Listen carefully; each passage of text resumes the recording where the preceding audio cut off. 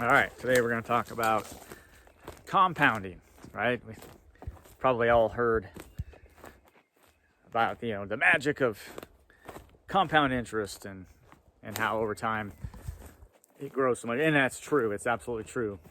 And so what the topic today really is about being on the right side of compounding, right? Because a lot of people acknowledge like, oh yeah, absolutely, right? You invest in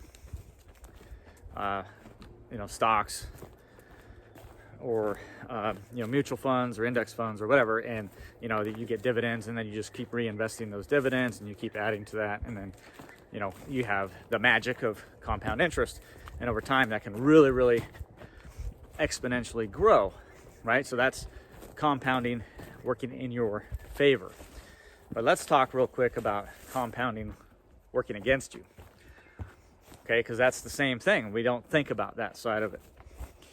So, two situations. Number one is saving money, like having money sitting there idle, right? It's,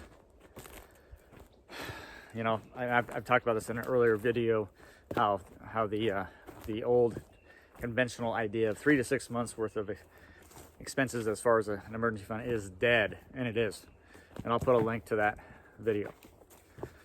But if you have a bunch of cash sitting idle, or you have 3 to 6 months worth of expenses sitting in a money market account because you're getting whatever 1% interest, which is not keeping up with inflation at all, not even close, that's compounding against you. So that devaluing of the currency over time is a compound against you. It's in reverse. Okay, so that's one scenario. The second scenario is if you're constantly in the cycle of high interest debt.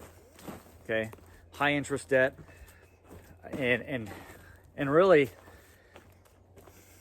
yeah, no, I'm going to stick with that. High interest debt, especially if it's not producing cash flow for you, right? I mean, it's totally different if it's producing cash flow.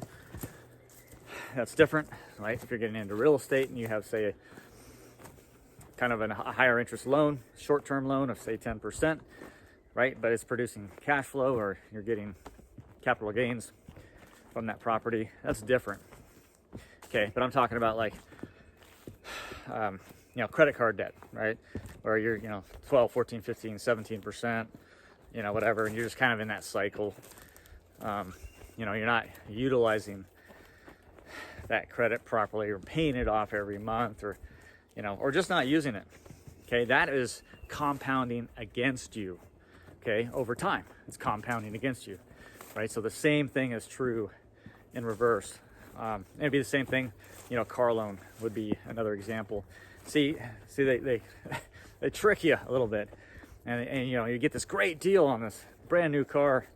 It's only 4.9% interest, or no interest, but in reality, you're paying all that up front in the cost, right? So like because you had to buy it all on credit, you didn't get as good a deal as you think. I mean, they made you believe you got a good deal, but you didn't. Okay, so that could lead to a situation where it's kind of like a hidden compounding that's working against you. But either way, you got to get on the right side of compounding in your favor, and do not engage in compounding that's going against you, like buying stuff on high interest credit cards or vehicles or anything else. Okay, later in other videos we'll talk about using leverage to buy assets that produce cash flow. Okay, all right, there you go.